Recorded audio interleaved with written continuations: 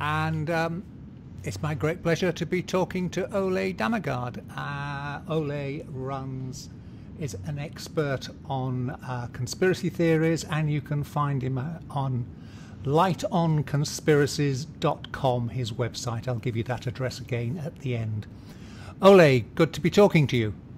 Good to be talking to you, Charles. And if I might correct you slightly there, the word conspiracy theories is actually a CIA creation that was invented after the JFK assassination as a tool or weapon against critical people that were questioning the official narrative.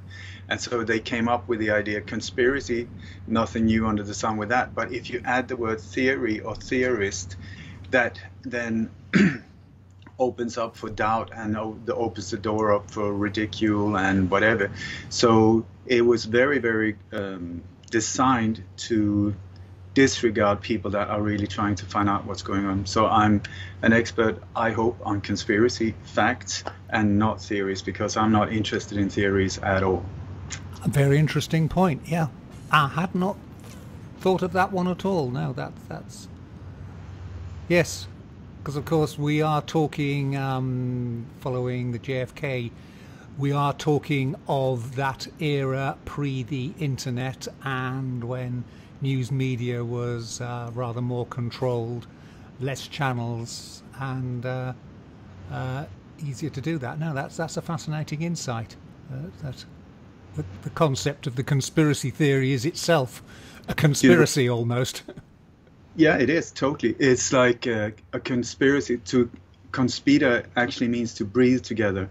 And it's, in one way, I think it used to be a beautiful thing, but then it has come into an area where it's being used when two or more individuals are involved in planning or acting out criminal activity. So conspiracies is nothing new, and in many courts you talk about conspiracies to bribery or whatever, but it's the conspiracy theory. That's where the area where so many people that are very seriously looking into things are being hit with this weaponized word conspiracy theories, because it doesn't matter who you talk to. If I say conspiracy, their brain will add the word theorist or theory. So it's they carried out it over the years. These agencies have worked very hard on doing things like that, weaponizing words just like Muslim or terror attack, or these words that will then be pumped out through media to create whatever result they would like. And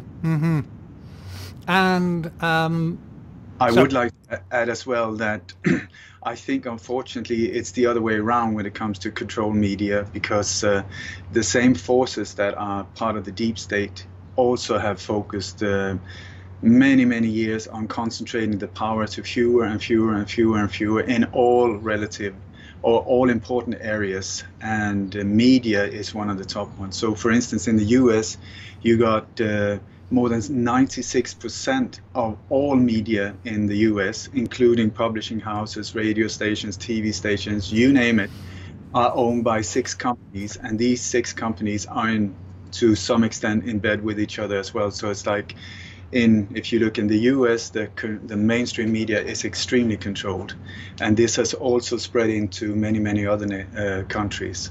Yeah. I mean, and the same consolidation has been happening in the UK, and the national newspapers are now owned by a handful of organisations, whereas once upon a time they were independent from each other. Yes, and same goes with the television channels, and we're particularly seeing it in the UK with commercial radio, where 2 or 3 chains are just buying up all the local independent stations, and you're seeing a consolidation of news, and really the only local news, the local element you get from your local radio station is advertising, and everything else is centralised. Yeah, so it's something we see as part of the global agenda, and I think there's a great danger to that because the one that controls the information flow can also control so many different areas where without us even understanding what's going on. So I think a wide range of different stations and outflow and newspapers independently, that is a way towards more security when it comes to the population and more security from government forces that are doing things that they're not supposed to do. Do you think the current situation with the COVID coronavirus is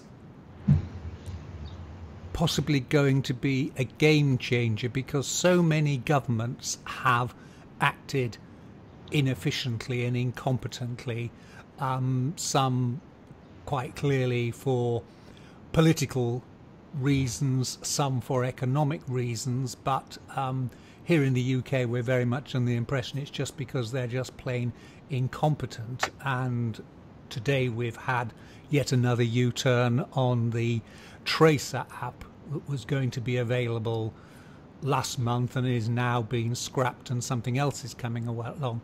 Do you think people are looking at this and thinking, really, these governments, they're not as clever as they think they are? They're totally incompetent. You know, they haven't been able to organise PPE, protective equipment for frontline medical staff. Their response has been late. It seems most governments responded too late to in terms of introducing lockdowns. They really were caught wrong-footed and proved to be clueless. I would say I'm of the exact opposite opinion. It might look like they're acting clumsily and incompetent, but it all goes according to Agenda 21, Agenda 2030. And in that document, this agenda, you will see what plan is actually being carried out, what they're playing, their end goal, and this is a very, very dark future for us. You can see the logo between most prime ministers, and when they're now standing up giving talks, it says Agenda 2030 behind them, and that's the agenda that is being played out. So it's absolutely not that they're incompetent. It is that they have signed this agenda and they're in a controlled situation where they cannot, other than more or less follow orders. And who is behind the agenda program then? The Agenda 21 is the deep state, but it's the architect of this agenda is Gro Harlem Brundtland, the former Prime Minister of Norway, who's also a member of the Bilderberg Group and other part of the World Shadow Governments, and also Maurice Strong, who is one of the backers of Clinton and many other people in the so-called elite, the shadow government. There are many different names to give them, but it's like they're talking more or less about the same power structure. And this is what we're seeing, I would very strongly suggest. So anyone that are very much a believer of the official version or mainstream media of this current situation, I would humbly suggest that there is a massive psyop going on, psychological operation, and what we're being told is absolutely not true, but it's all according to an old Roman template called problem, reaction, solution. The few in power secretly create a problem. This is normally in the form of nowadays a bomb, an alleged terror attack, an alleged mass shooting, a financial crash, or a virus. We've seen this over and over again with the swine flu, the SARS, the MERS, the Zika, the Ebola, and now have the corona. So the whole idea is that they secretly create a problem. And so a bomb or a virus scare or something like that, boom, it goes off over there. And the reason they want to do it is to get an emotional reaction from the population of the nation, of the globe, whatever. It's to get an emotional reaction. They do not want us to step back, sit down and start thinking about what actually just happened. They want us to react emotionally. So they always hit emotionally. So the target are often individuals that will raise emotions, like women, children, nuns, nurses, these type of victims in alleged terror attacks and mass shootings and so on, or beautiful young students when it comes to the mass shootings. And so the whole idea for that is, boom, our reaction, oh my God, something needs to be done. And then we turn towards we think are there to help us, not understanding that it's actually them who have created the problem. And then they will serve us their solution, saying, well, the only way we can help you in this horrible situation is, and boom, in comes the solution. And the whole point of this operation had been the solution. So, but they needed the problem to get us into this emotional state so that we would accept it. And their solution every single time is the same.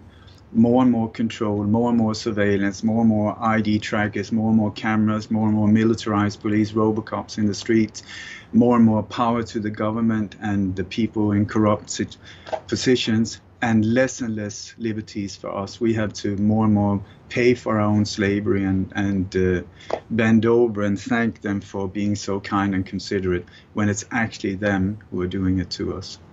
Mm-hmm, mm-hmm.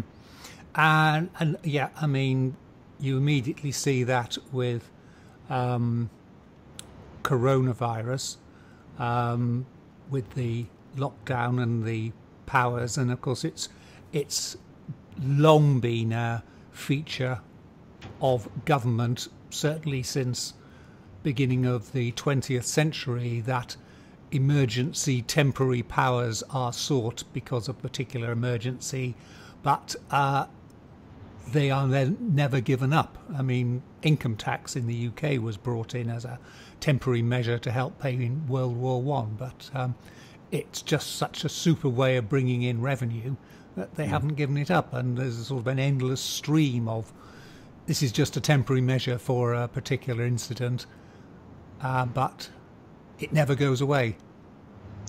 This is a very interesting observation you are making now, because that's exactly it.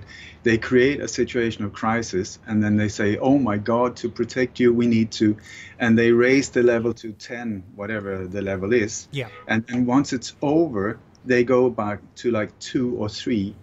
So they go up there and then back down to 3, and we think, oh, thank God it's all over. But we do not notice that it's like snap 3 steps closer in. And in the end, we end up with this, somebody trying to strangle us almost, because of all of these restrictions coming, like stepping stone, a little here, a little there, a little here, a little there.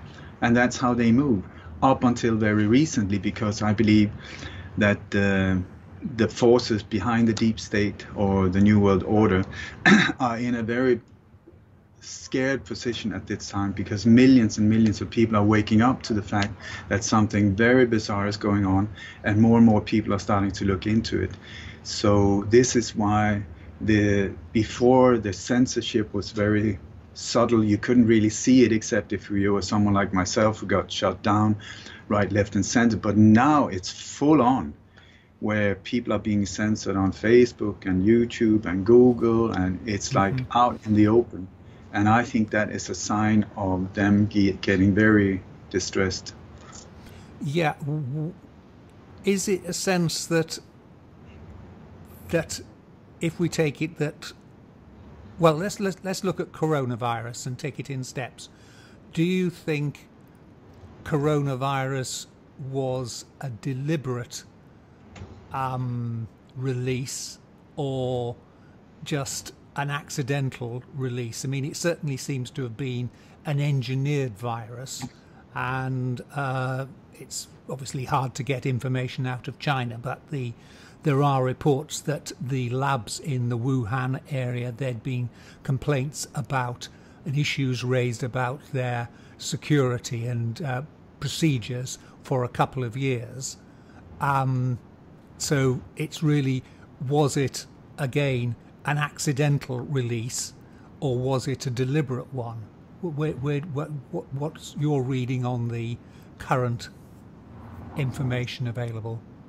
I would say 100% not an accident, 100% part of a very, very big operation, and absolutely not accidental. But the question is, how much of this story we're being told about this virus is true, and how much is the fear, the real virus, the fear virus that has been pumped into our mind so that we will accept being locked down without a shot being fired. I mean, it's like martial law. We're accepting all of these things for our security.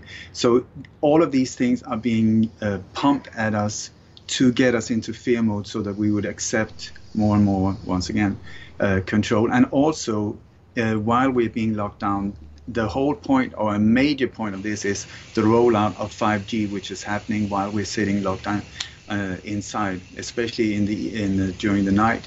You have these towers coming up, boom, boom, right, left, and center.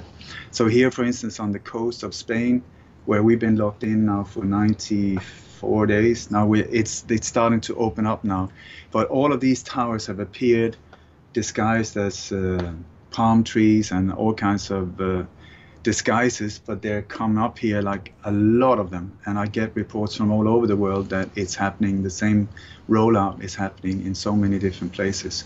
And so you have to ask yourself, what is the real agenda that is going on, and what is the psychological operation, if there is such a thing.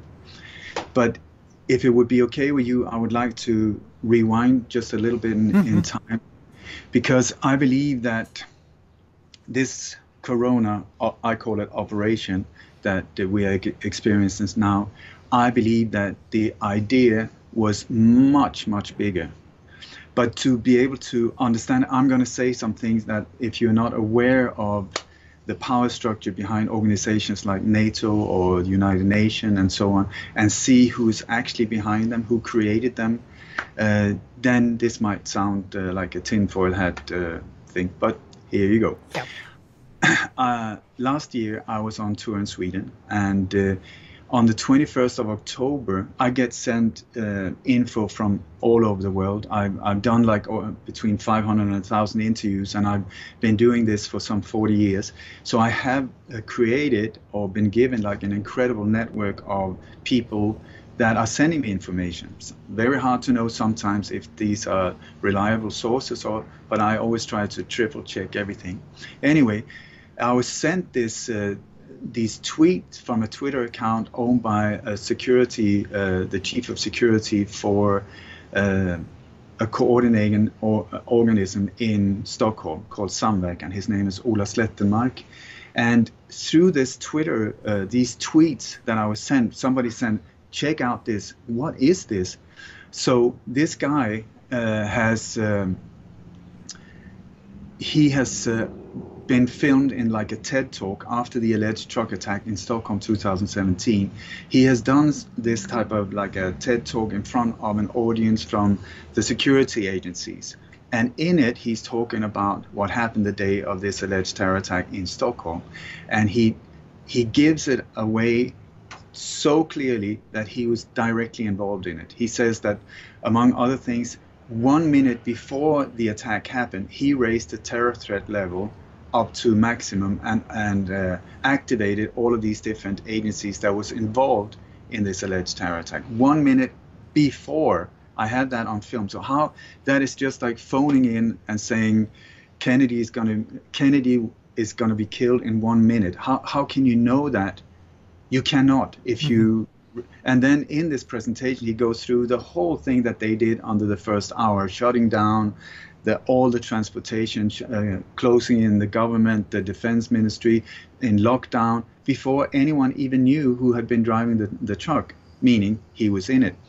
So I really started looking into him, and it turned out that he was connected internationally into a lot of very strange organizations that had also been involved in alleged terror attacks, but through NATO. We're talking about secret NATO operation with the assistance of a very super secret network called Gladio. I hope your listeners know about it. It's like NATO's ghost army. But in these tweets, he was suddenly talking about that they were planning on 39 coordinated attacks in Europe. 39 in the countries. It was Manchester and London, UK, Paris, France, Barcelona, Spain, Rotterdam in the Netherlands, and then there were 2 power plants in Sweden. One of them a nuclear power plant called Forsmark that was going to be hit with a duration of 36 hours. When I saw that, I was like, what is this? So I started digging more and more around that, and it clearly turned out that there was a possibility that they were planning like a massive event in Europe, where at the time it was the exact same time as the Brexit referendum was going on, which means that if total chaos had erupted in the UK, and we have both Manchester and London where alleged terror attacks have happened before, where researchers like myself have exposed them big time, that would have sort of just stopped the whole Brexit exit out of the European Union, which is also a creation of the New World Order. When you look back, the power structure behind it, these organizations that look so nice on the surface, very sorry to say, once you start digging in, you get into the same very dark networks. So then we have Paris, France. That's exactly where the Yellow Vest movement is much more powerful than mainstream media wants you to know. And that would also, had attacks happen in Paris, that would also give the government there the possibility to just say, very sorry, we need to shut you down and ban all demonstration. We have Barcelona, Spain. That's exactly the same situation. Catalonia is trying to leave Spain, thus leaving the European Union, just like with Brexit. And what they fear is that this power structure will fall apart. So they don't want anyone to leave, like now with Brexit. And then we had Rotterdam. And I didn't understand, why would they hit Rotterdam? What would be the purpose? And then I was informed by a naval officer who told me that Rotterdam is the main import of food into Europe. So if you knock out the port of Rotterdam, you could create famine in Europe within a week or so. And then with a nuclear power plant in Sweden, if these were planned attacks with a coordination of 36 hours, can you imagine the chaos that would erupt?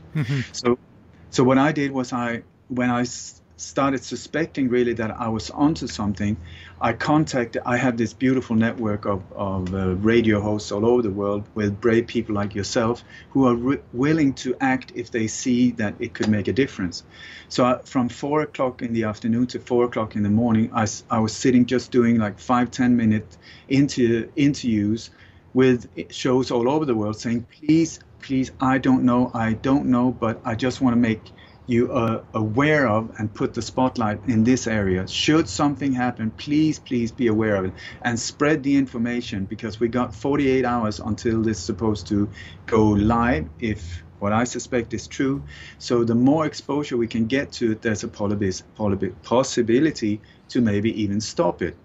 So within 24 hours, we'd had more than 200,000 views on all of these different videos. And then came October 23, and absolutely nothing happened. So I thought, I don't know, maybe I'm just going to end up looking like an absolute idiot. I don't care. If I've been part of possibly saving lives, I'm happy with that. Or not, I couldn't know for sure. Then the very same day, I was contacted by a freelance journalist in Brussels, which is the capital of Belgium and also where the NATO headquarters is. And he said, he had worked in Brussels for some years. He had very good military intel and good sources. And he said, for months we've been feeling that something major is building up, but we haven't been able to understand what it is. Then we saw your warning and suddenly everything fell into place. So he said, are you aware of what's going on in Brussels right now? I said, I have absolutely no idea. And so he said, well, right now, NATO have called in all the defense ministers, the ministers of defense from all NATO countries for a crisis meeting right now in Brussels. And he said, it's because of your warning. This has really messed things up for them. So just an hour or so later, there was a big article on a website, a very well-respected website called voltairenet.org. And the big headline was NATO near implosion. So something big was going on here. And then at the next day, all Israeli embassies globally shut down also. And if you look, Israel and Mossad have a very big tendency to be right in the background when these operations are carried out. The CIA, Mossad, these two hand in hand, big time players. And then at the very time also, the Vice President Mike Pence and the Defense Minister, the Secretary of Defense for the U.S., was called back mid-air. They turned around mid-air and went back to, they were in the Middle East, and went back for a crisis meeting in Washington, D.C. So it seems possibly like something major happened there. And I believe what happened was that we stumbled into this and managed to like jam an iron rod right into the gearbox of this death machine. Because here comes why this is important. This was on October the 21st that I fell over this. The time when they planned for this coordinated operation was October 23 and 24, with a duration of 36 hours. But just 5 days before that, on October 18th, there was the so-called Event 201 in New York, which was a virus simulation, identical, including the coronavirus, everything. They had show reels, they had everything. You can still find it online, Event 201. But it's actually not Event 201, it's Event 21, connected to Agenda 21, the one we were talking about before. And in this virus simulation, you have the exact thing that has been played out in Europe, but officially the pandemic, or whatever you want to call it, started on January the 1st. I believe that there's a very big possibility that they were doing a rehearsal of what was being planned to be unleashed in the world, but the idea was to unleash it on the very same date as these mass attacks in Europe.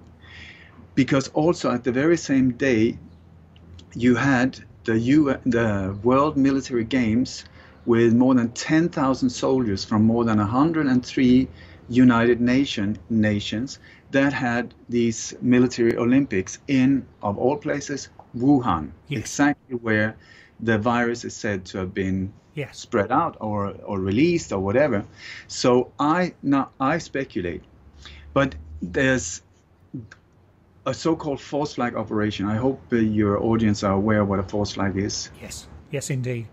Excellent. So in all the false flag operations that I've exposed and found, and I'm now up to 59 that I predicted on international radio up to 2 months before they actually happened. I've stopped several of them also. In these, when there is a false flag going on, they need to rehearse. They need to get everything in order to smoke bombs, grenades, marketing agencies, catering, all of these things set up to prepare for this whole. So the drill is very, very important, and it's always like 1 day before, 2 days before, 3 days, so that they can go through everything, rehearse it, even take high quality photos that are then going to be used to spread out the fear message, which is, or the fear product, which is the whole reason for most of these false flag operations. So this simulation is exactly like one of these drills. I mean, it follows the exact, it's like a copy of what then happened. But here we had, in the simulation, the epicenter of this thing was in South America. But were there any people there at this conference from South America? No, there were 15 so-called players, and no one from South America where this is supposed to have happened, but we had an expert, a bio expert from China of all places, also connected to Wuhan, who were part of this simulation. And the funders of this thing was John Hopkins hospitals, who also have that it's their map that is being used in international media all over the place. Why do you have a map on international media from a local hospital? But that is the exact thing that was part of the simulation is now part of what we're being experiencing in the world. Then you had the World Economic Forum. It's another one of the three funders. And the World Economic Forum is like the 1%. Also, they go under many different names, but the 1% that owns 99% more or less, and the rest is given to us, not 99%. A major part. And then you have Bill and Melinda Gates. And Bill and Melinda Gates, that foundation pops up everywhere, in every single step when it comes to this pandemic here.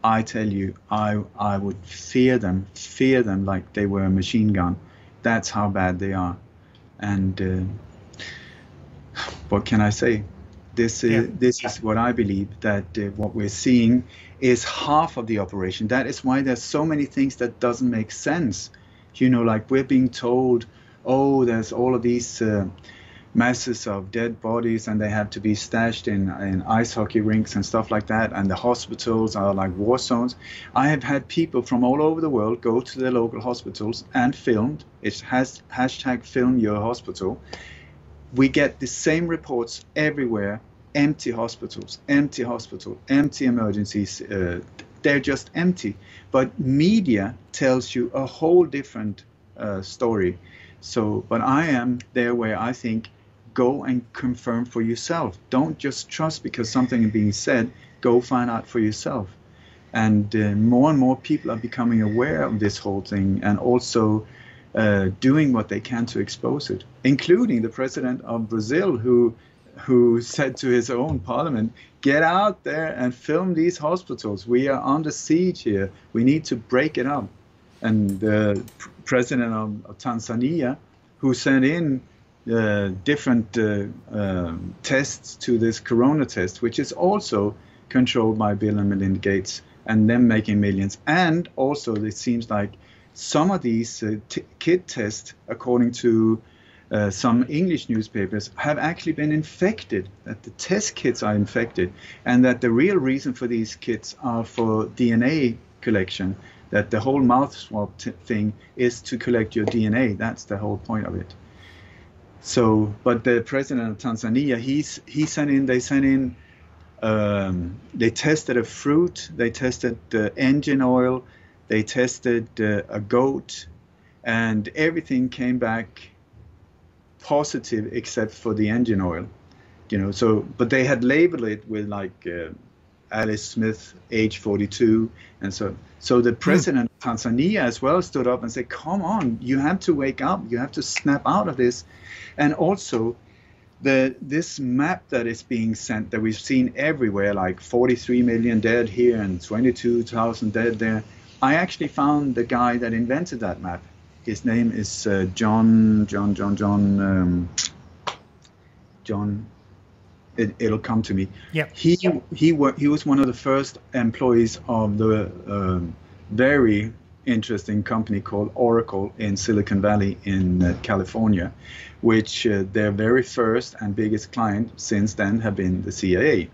And he was working for this company, Oracle, and he was the first one that started making or constructing maps together with boring statistics, because statistics are just numbers. It doesn't give you any feeling for it if you're not really good, and most people go to sleep after watching all of these numbers that pass by.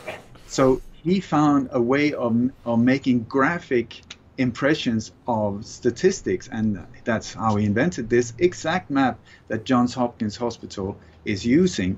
So when he saw that, he was like, holy crap, why are they using my map here?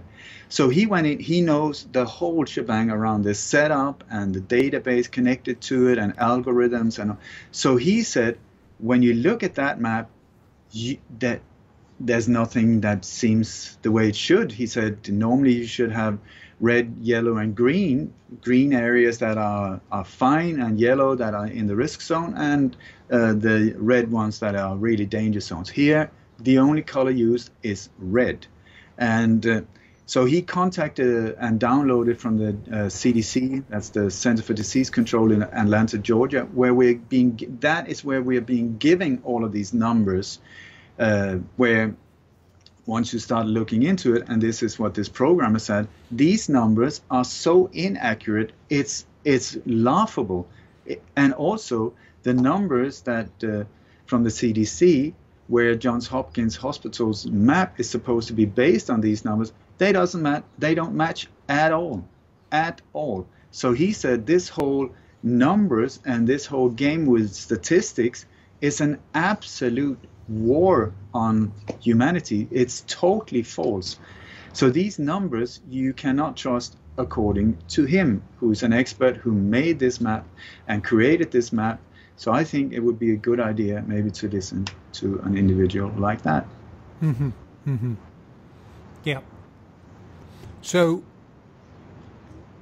we've got to the point where the coronavirus is a deliberate release, with a consequence of enabling governments to bring in social controls, lockdowns, and where do we go from here? Because it does seem that governments are now being panicked by the impact it's having on their economies. Unfortunately, this is part of the design, the new world order design, and you can read about this big time. It's out there, has been for many, many years. Biographies by David Rockefeller, Subinsky, the the Rothschilds and so on. It's out in the open, and Agenda 21 and Agenda 2030, it's right there. This is what they try to achieve. So the coronavirus, I would say there's absolutely nothing to fear about the virus, except if you have other illnesses. Also, the number of the death when it comes to these viruses are so over the top and has nothing to do with reality. One of the things, these test kits have shown to be totally inaccurate, with more than up to 70% misdiagnosis. So that should warn you a little bit. Then also, if you see this as a possible false flag, which I think you have to take into, if you look at the symptoms of the corona, is shortness of breath, just like high altitude disease. You have a mild flu symptom, and if it goes really bad, it's like pneumonia. So when you look at the templates that you can download from the World Health Organization, which is not a totally free organization, absolutely not. The two major funders are the US government and Bill and Melinda Gates. Here you come again. They are major when it comes to funding that. They are major behind the vaccines. They are major behind GMOs. They're involved in so many weird stuff. And when you look into the eugenics, which I would say is part of what we are looking at or experience going towards, like for instance, Bill Gates Sr. was the chairman of Planned, or the CEO of Planned Parenthood, which is exactly eugenics. That's Bill Gates' father, and Bill Gates used to be part of it when he was younger. You also have the Pirbright Institute that owns the patent. The institute is named after Lord Pirbright, who was also very, very deeply involved in eugenics. And I've spoken to several military staff in England who have been taken in the 50s, 60s, and 70s into this institute, and where they've done horrible experiments on them. So scary, scary, scary stuff. I lost the thread. Your question was where to go from here, or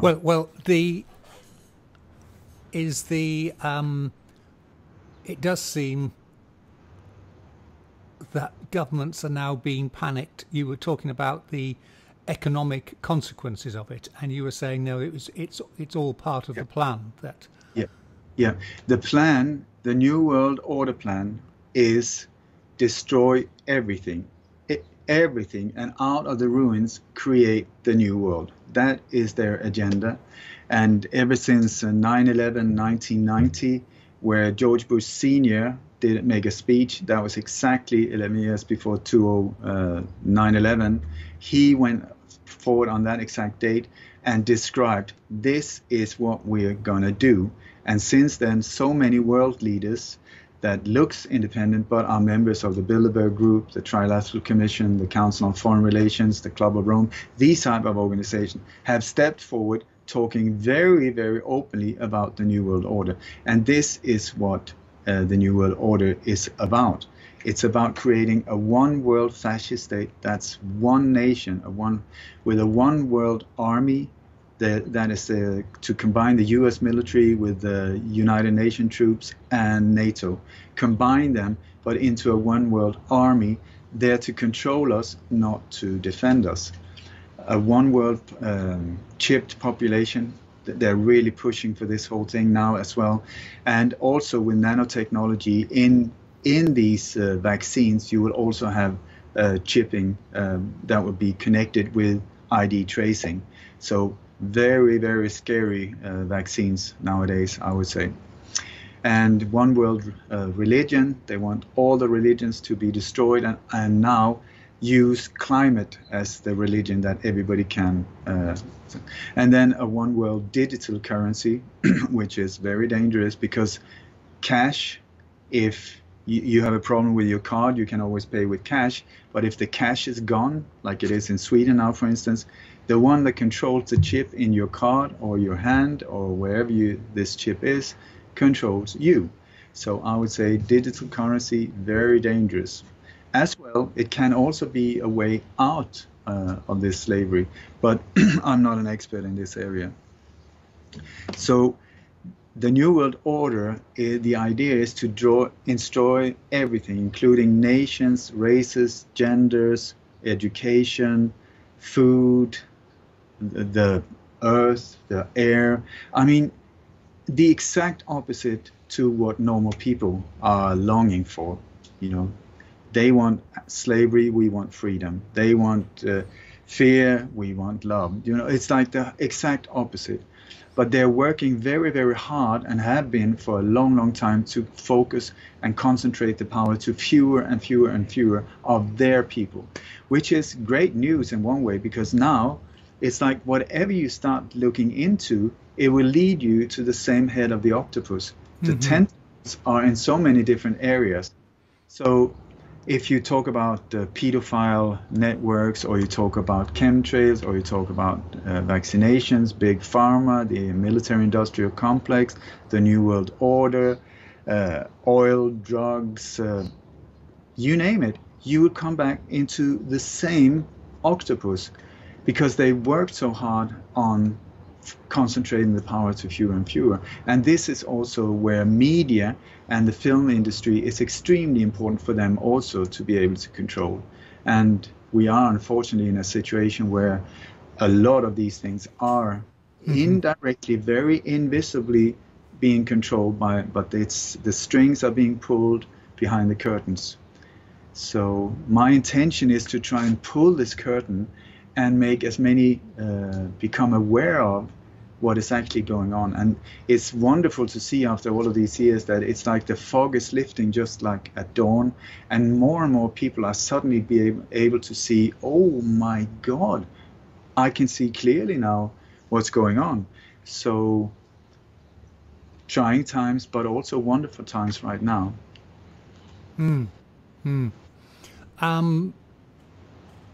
Changing the topic, you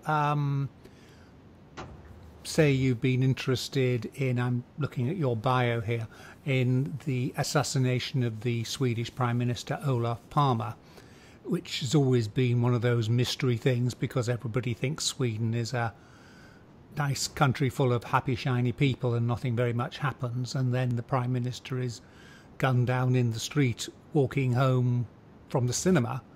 And now there's been a development in it quite recently, haven't they, where the Swedish authorities have said they now know who did it, although conveniently he died some years ago, so we can't actually ask him any questions. Well, can you give us your take on that one? Well, my comment is it is such a joke. It is such a joke. And as soon as the investigation, like 3-4 months ago, they said, now we, within a few limited time space here, we're going to present you the killer, or we're going to close down the whole investigation. And I said, absolutely no way. This is just a matter of they will blame it on, and I thought, this exact guy because he's dead. And then they can say, well, very sorry, he's dead, but at least we found him. And then now we can leave this whole thing with a flag on the top, and hallelujah, baby, we are out of it. but this is like 34 years down the line, and it's the most expensive murder investigation in the history of the world. The Swedish taxpayers have paid more than 2 billion Swedish kroner for this investigation that I would very strongly suggest was part of the crime from day one as a cover-up. The thing is, I have spent 12 years intense on this assassination. I moved up there after the assassination. This is after I spent many years studying JFK, Martin Luther King, Robert Kennedy, Abraham Lincoln, and other high-level cases. And so I had no idea that these cases had any kind of connection to start with. But over the years, I found more and more of the same forces behind this. And the Olaf Palme case is, I tell you, it's very similar to the JFK assassination. They say one crazy lone guy who shot him down for no reason. He mistook him for his drug dealer because they had the same furry hat, and that's about it. Thank you and goodbye. That is what, as far as they come with the official story, costing 2 billion Swedish taxpayer kroner. So, but the real truth, once you start digging, oh my God, it is so multi-layered, it is so complex. And it's taken me many years to find as much of the truth that I've been able to. What I did in the late 80s, he's said to have been killed February 86, and I moved up to Stockholm not long after just to get involved. And so I got involved with a small little group of what they were called the private investigators in the media. Totally ridiculed, totally everybody was trying to discredit us. But anyway, I was a very young guy and they were mostly older men, but high-level people, you know, like lawyers, judges, former police officers, former intelligence people, but highly concerned about what had happened in their country. So what I did was I went around and I interviewed all of them for hours and hours and hours. You know, so what I did was I copied all of their investigation, and so I had like mountains of documents in the end from all of these individuals, who all of them were very capable of investigating this thing, but they were focusing on like maybe one area, the other one another area. And so I've written a book called Coup d'etat in slow motion, and it's 945 pages or something like that. The official story to this day would fit in on less than 1 page.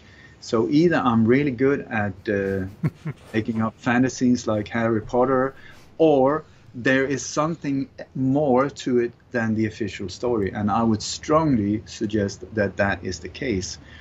And over all of these years, I believe that I identified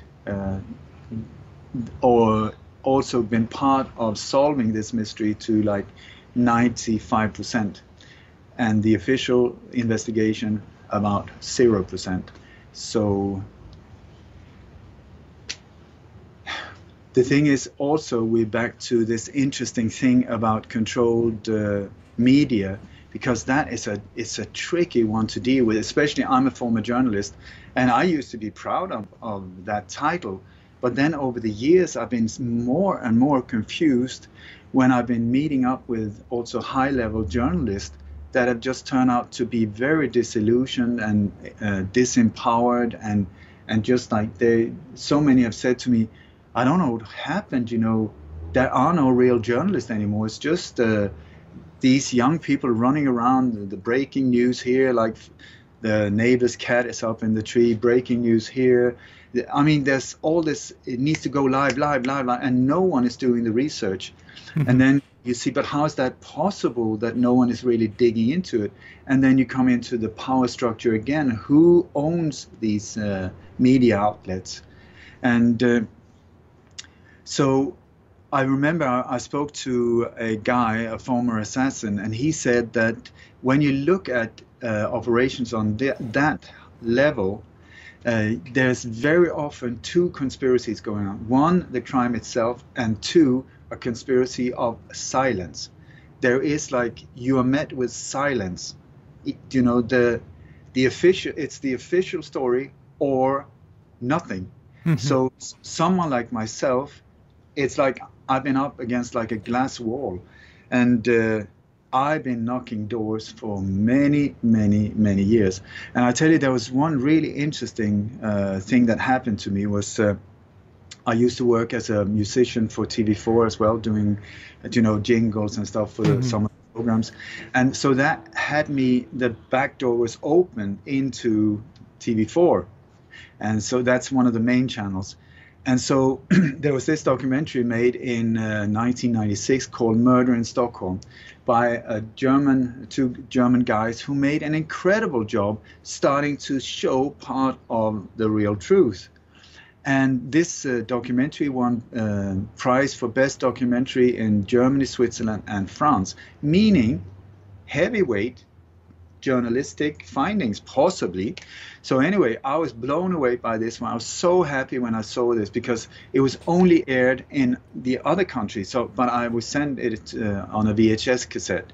So I thought, this is amazing. So I went to the office of, they were sort of the most hard-hitting journalist in Sweden officially. I mean, the people we say like, oh my God, he's so fantastic. He's such a Pulitzer Prize type person. So I thought, fantastic, I'll go and knock on the door. I knocked on the door. This guy, I don't know his name, but some high level, you see him on the screen all the time. And so I said, hello, hello. And then I said, I've got something for you that might be of interest. It's about, okay, he said, so what is that? I said, it's about the assassination of Olaf Palme. He said, okay, interesting. So he said, what's about? So I started talking about, it was like what actually happened there with connections to South Africa, right extreme police officers and stuff. And he then stopped me and said, no, sorry to interrupt, but we've had to decide what he called a company policy to stay with one theory, because he said there's so many theories out there, it's just confusing. So we have decided to stick with the official patsy. And I'm like, okay. But I said, but why don't you just watch the video? If it's crap, you can just dump it in the garbage over there. Or if it's good, you might consider airing it because it's the population of Sweden. I think they have a right to know. And he said, thank you, but no thank you, and just closed the door in my face. And that was the first time when I just felt, this is very bizarre. If he is this journalist that he officially is and he's been given prizes, why is he not even interested? And then I went down south to the newspaper where I used to work, and that summer there was this woman working extra there, and she had the year before been given what is called the Golden Spade, which is it's a top prize in Sweden for journalists. So I thought, whoa, here is someone who would be interested. And so I said, hello. Her name is Ingrid Citron. So I said, hi, how are you? And she said, hi, good to see you. What are you up to? And I said, I'm seriously digging into this case. Oh, that's so interesting. And I said, would you mind if we just have a coffee? And she said, no, let's go for it. So I thought, here is someone who is fearless, who is a really good journalist, who's been given awards. She would be interested. So we sat down, I started explaining, and after 5 minutes she said, thank you, but listen, I need to go. And I said, but what's up? No, she said, well, if what you are saying is true, then I have to write about it. It's my duty. And I said, yes. And she said, well, thank you and goodbye. And she just left. I was like, what is going on here? And then I did the music to the news programs, or one of them. And one of my friends was working as a graphic artist in the newsroom at TV4. So I went to speak to him, and he said, you know, it's interesting that you say it, because sometimes, you know, they have these meetings, they begin 4 a.m. in the morning because the news has to start at 6 or whatever. Yeah. And so they have these meetings, and then the chief editor, or whatever you call him, he says, okay, the headlines tonight or to this morning is this and this and this.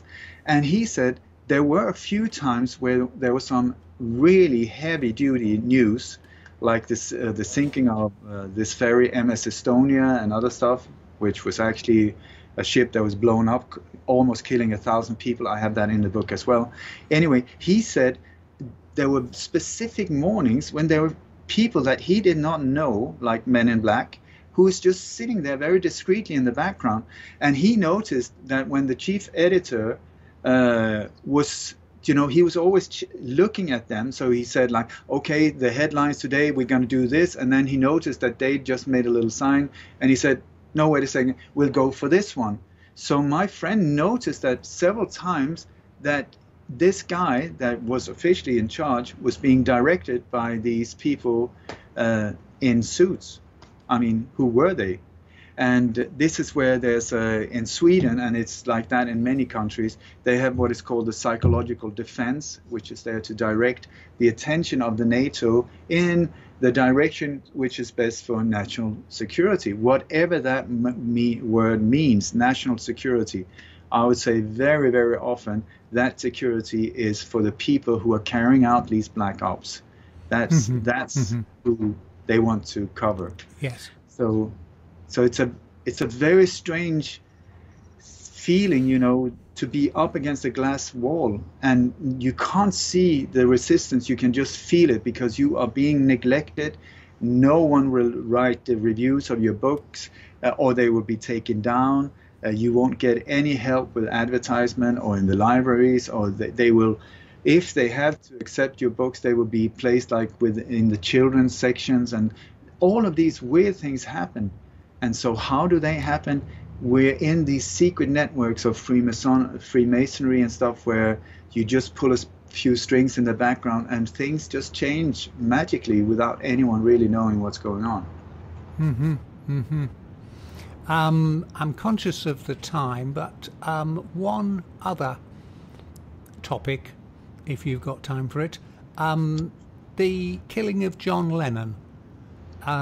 We can understand why people might want to kill one of the Kennedys, politicians, or someone like Martin Luther King. But what about John Lennon, who, if you take it on one level, well, he was just a musician, you know, and yes, he made controversial statements, but why John Lennon and not, say, Bob Dylan or someone like that?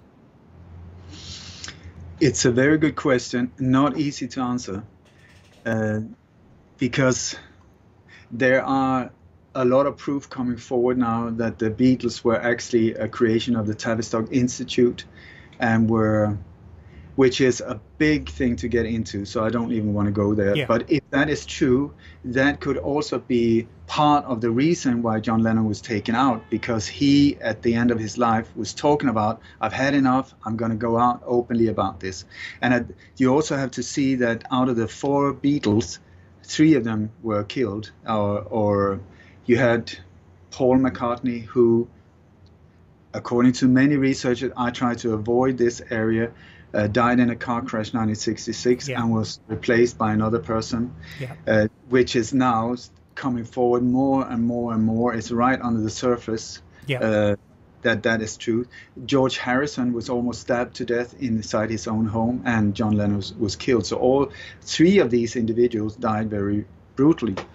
So, George Harrison didn't die but he died in cancer, cancer later on.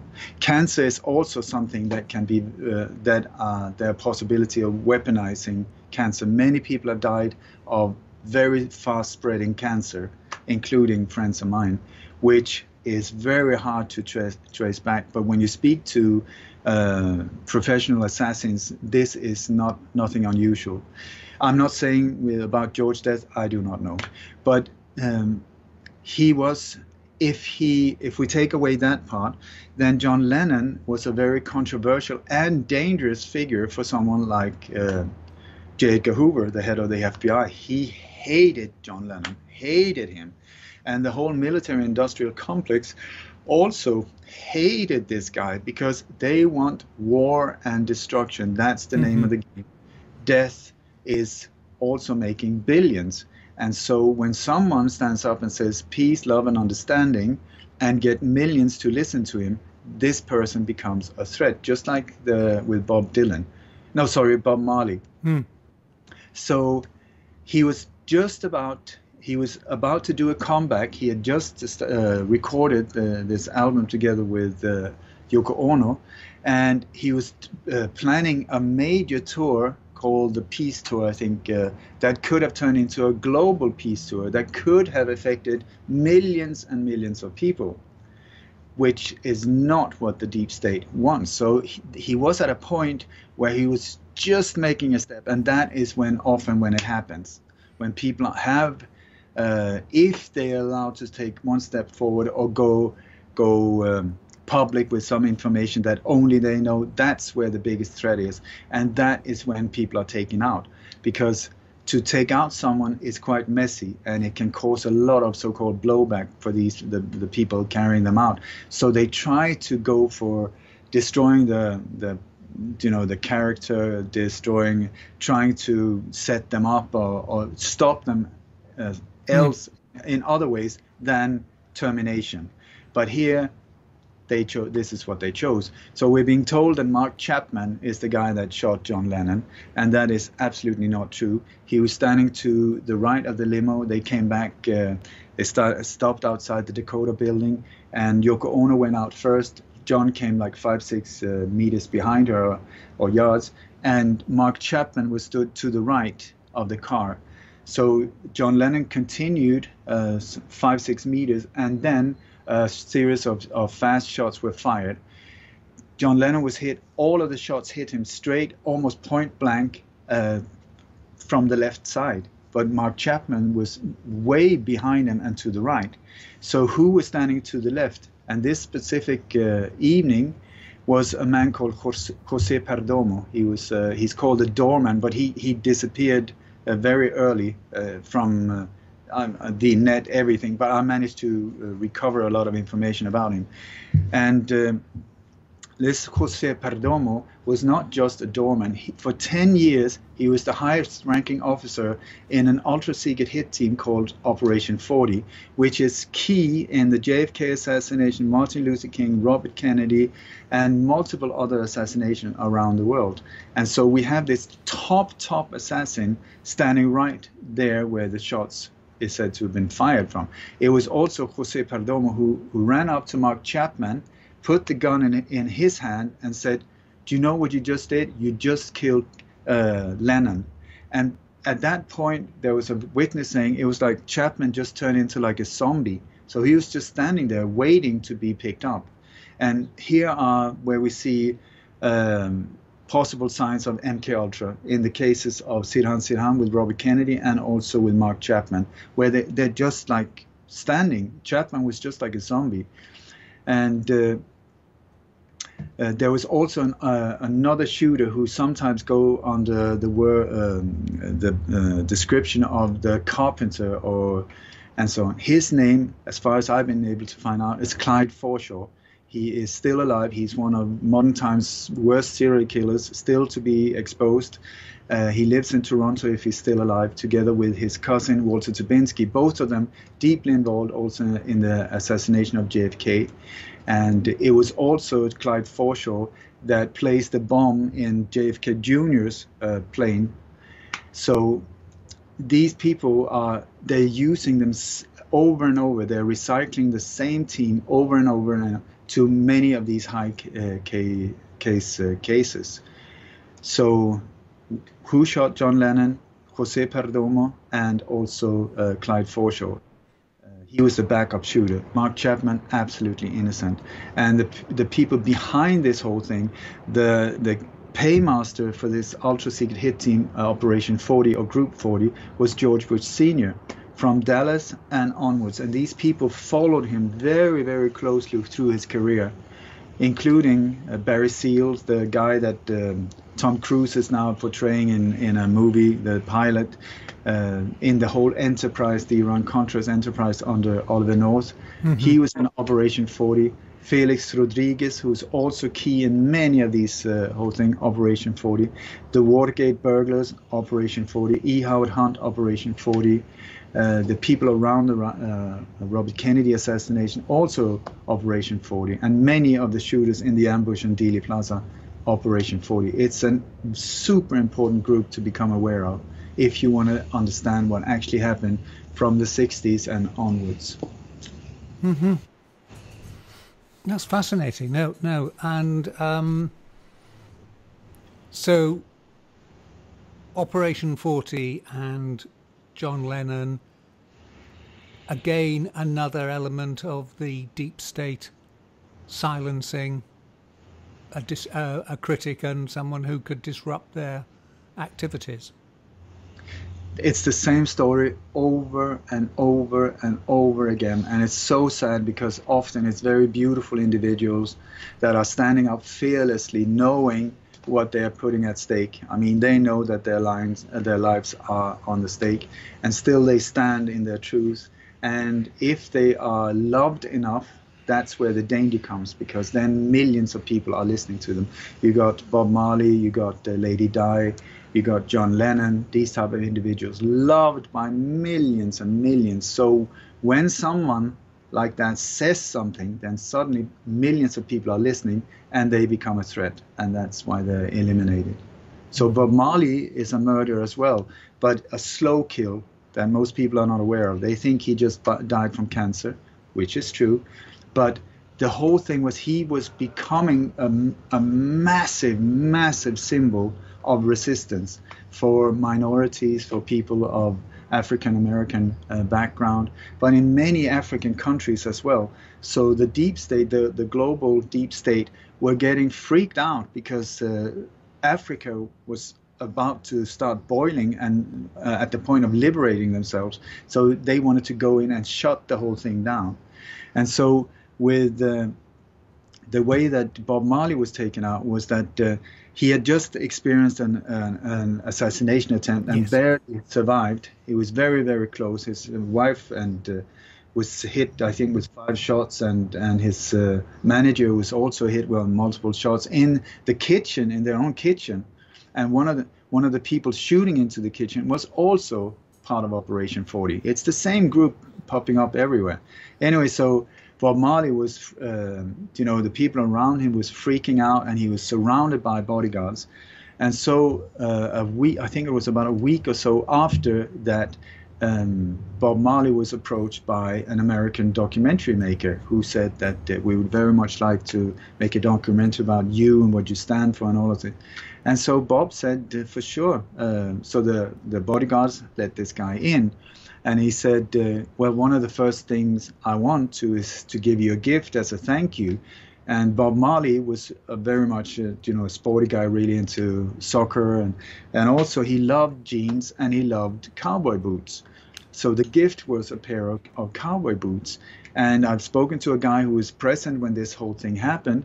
And he said Bob Marley, he got really excited. And then he put on one of the boots, and when he did that, he just shouted out, "Oh my God!"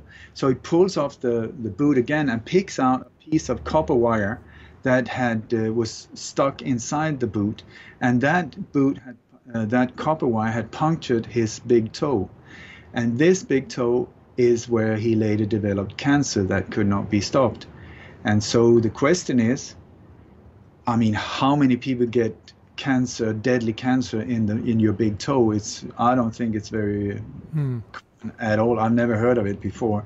But what happened was that the person who gave them was a man called Peter Colby, a filmmaker, who is the son of William Colby, who was the director of the CIA.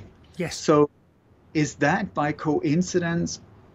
I mean, in my world, if it's one time, okay, if it's 10 times, could be a coincidence. If it's in the hundreds or thousands, when you look into cases like that, you have to just say, I mean, what are the chances? What are the chances?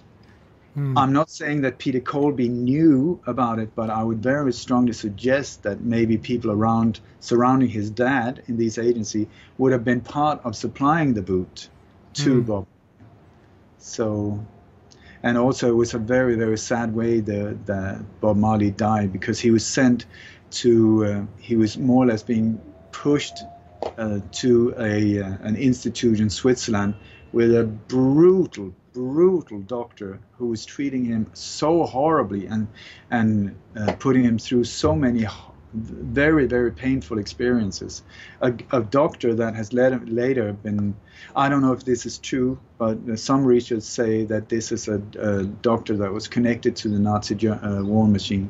I can't remember his name right now, but and so that is also a man very much into eugenics. So would he really care about a Rastafari pot smoking thing? But the thing with Bob Marley is not, he was not of course he smoked pot, but this was a very, very active guy, very, very well spoken. He was also mixed race, so he was both white and black could identify with him, and his popularity was exploding. So they decided to take him out, and so he died a very slow death. And I think if you look at the effects of marijuana, what that has on cancer cells, it really slows it down, and sometimes CBD oil and other stuff can help cure cancer. So it's possible that he lasted so much longer. I think he died 81. We had John Lennon 80 and Bob Marley 81. They were hit more or less at the same time, but it took, that's not true, it was a bit earlier with Bob Marley, but it took some time to kill Bob. You got Peter Tosh as well, he was also murdered. So many of these front figures that were standing for change in the African American culture or the black culture, or all of these countries all over the world, that their leader just boom, chop. It's the same sad story. It's like Lady Di as well. One of the main reasons why she was taken out was because she got involved with anti-landmines.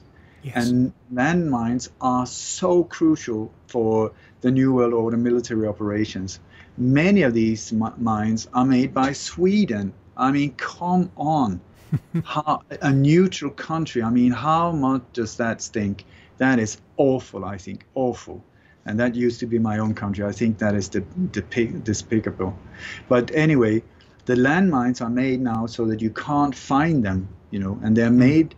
The landmines are very important in the New World Order operation, because what they do with this is to get rid of the local population in areas where they want full control.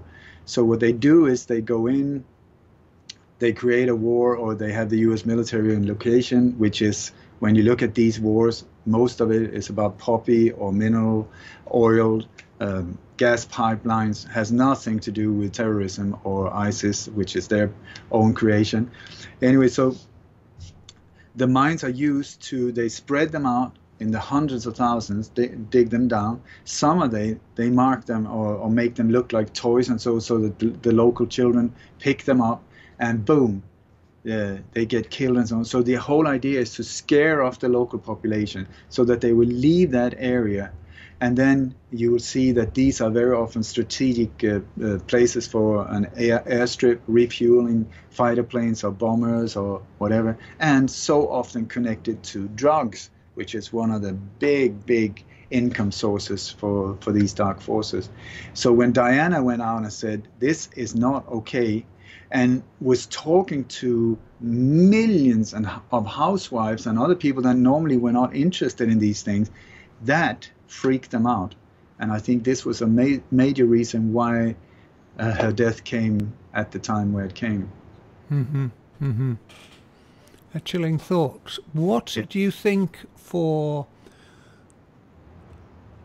those of us who are observing this and don't want the deep state to happen, what do you think we can do constructively, positively, to challenge it?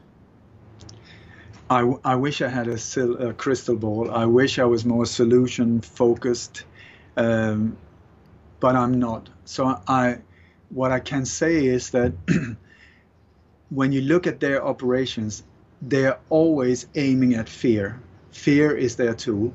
It is only through fear that they can control us, because, you know, if we pull the curtain and more people start understanding how few these people really are, when you look on a global scale in the deep state, I think maybe I would say around 8,000, but I'm not totally sure, but it's in that sort of scale.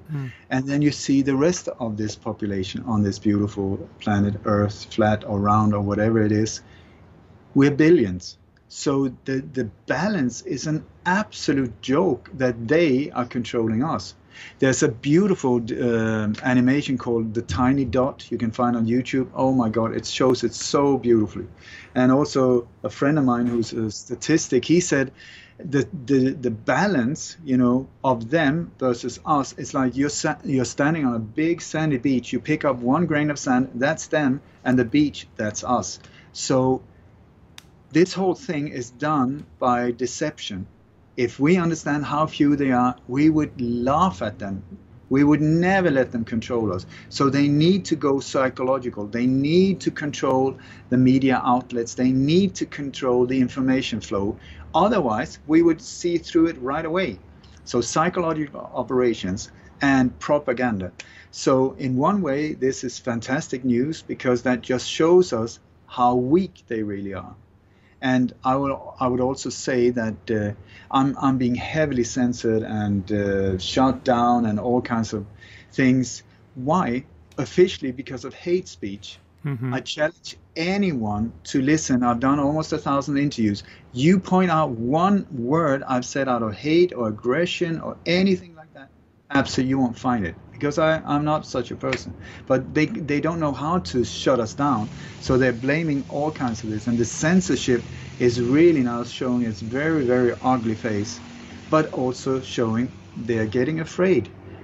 And the reason they're afraid of the truth. If we see through all of these illusions of power and deception, they cannot control us. So to get back to your question, if fear is the thing that they can control us with, that's why if you open mainstream media, I tell you 90% of it will be fear-based. Just fearful, be afraid, the world outside is horrible. But I think most of us, if we look out through the window, it's a beautiful world. If we look at the screen in front of us, it's a horrible world. So what is true and what is not? But if fear is the thing, and the beauty with fear is that it's not real. I can't give you fear. I can't say, here, what color is fear? Where is it? Is it square? Is it round? Because it's only in your mind. And they're very aware of that. So they need to get in between our ears and affect us there.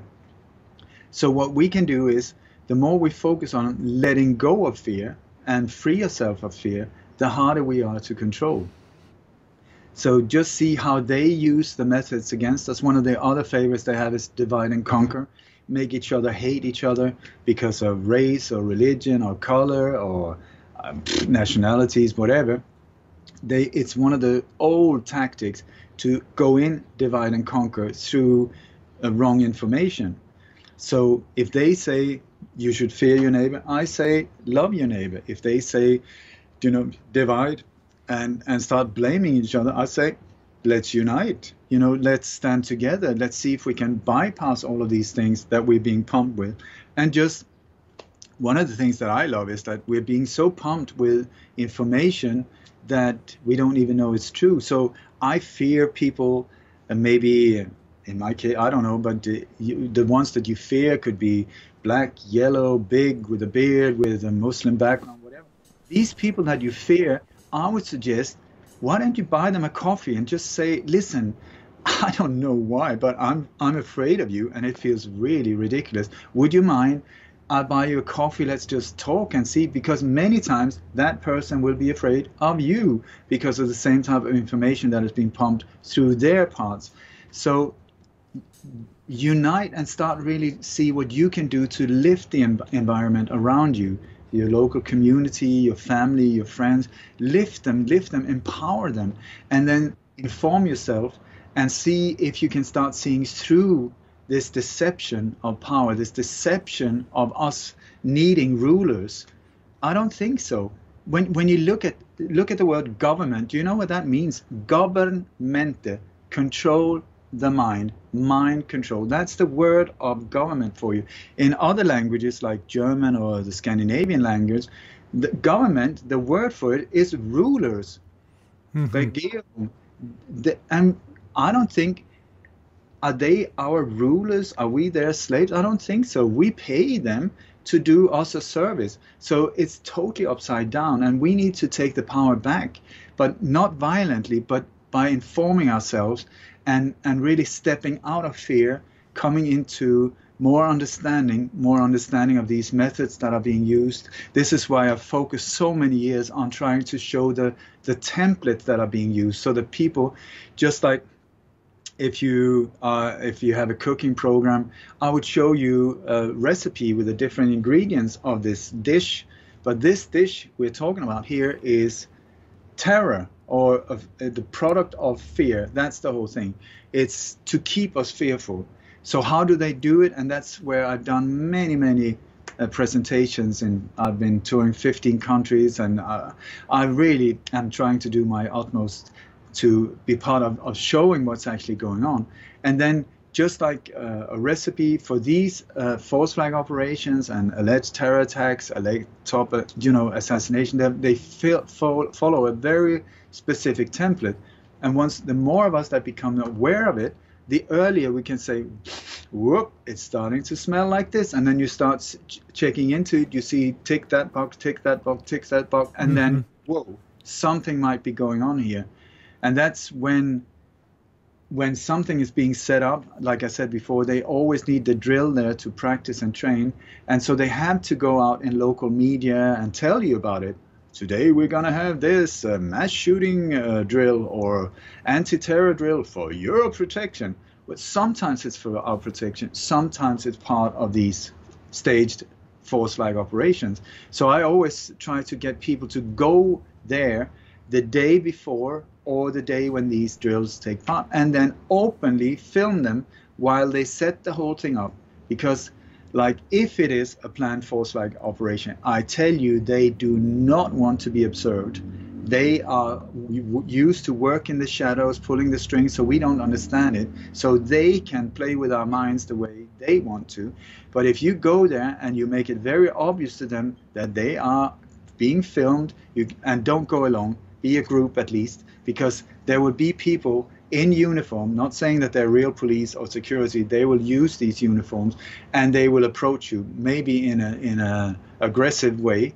But there are these beautiful apps. I think one of them is called Bamboozle, where you just click that and whatever you film goes live on YouTube. So you can just say, "Dear Mr. Officer, before you get angry with me or want to hit me in the head with your nice little stick there, be aware you're being filmed live on YouTube." So that has often a very cooling effect on a situation that could have gotten out of hand. But I just say all of us need to help each other to expose what's going on, to break the spell, wake each other up, And I would also recommend, if this is new to you, it's very easy to become obsessed once you start seeing how you've been deceived.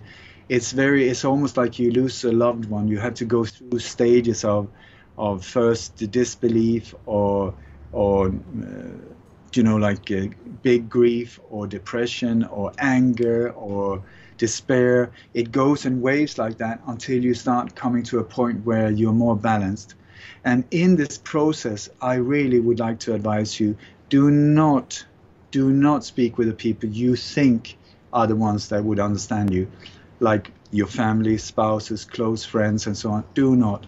Everyone goes through the same experience. It's like hitting your head right up against the wall, because the people around you love you the way you used to be, and now suddenly you turn into this strange individual, just like you become Jehovah's Witness or something, saying all of these horrible things about the world that I thought I knew. So it will never work. So I would suggest instead find local groups where you can maybe have a coffee once a week, where you can let ventilate these things, and with people that are open to it, instead of getting into this conflict, because there's no way around it. If you approach your close ones, it will be painful.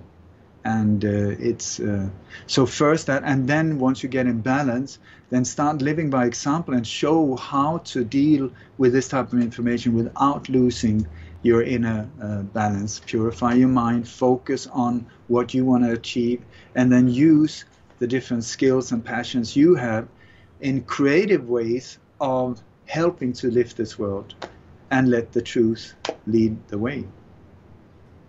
I thank you very much. I think that's a perfect spot to end on.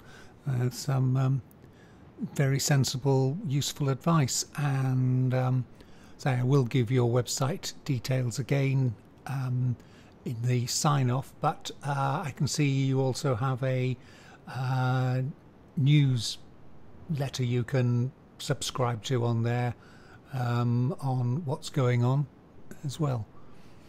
Yep. It's my website has been attacked so many times and blown to absolute pieces, but every time we manage to recreate it even better. And at this point, it's a very secure platform where I also use it as sort of like an umbrella, where other people that are being under heavy incoming attack from different sources, they can come in. So I bring in their information there as well.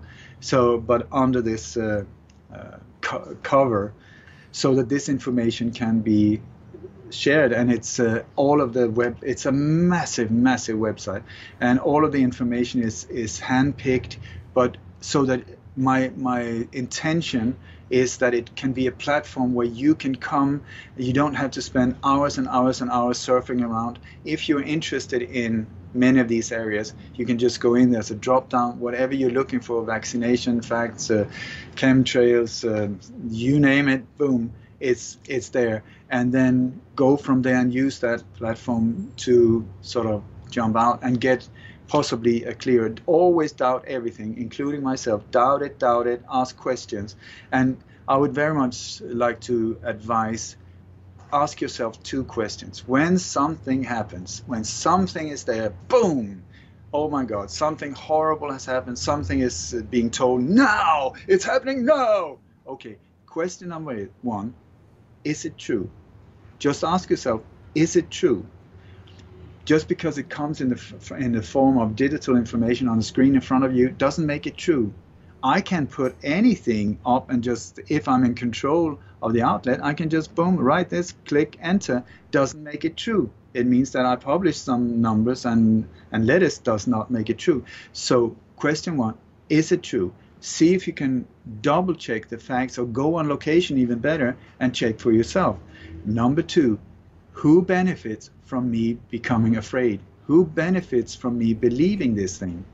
Because if it's their operation, it is there to push you into fear. That I can guarantee you. Because it's when we are bent over, we pull down our pants, we say, I surrender, that's where they want us. But I say it's the exact opposite. And this is where, if it's okay, just 1 minute. Mm-hmm. Do you know, in this universe, whatever it is, Matrix, I don't know, beautiful, that I know. But anyway, in this world, there are different basic ground rules, like gravity, like right, left, center, up, down. You know, these are some of these things you can't change. They're like constant. And so you also have frequencies, and everything is made out of atoms and frequencies, but on different levels.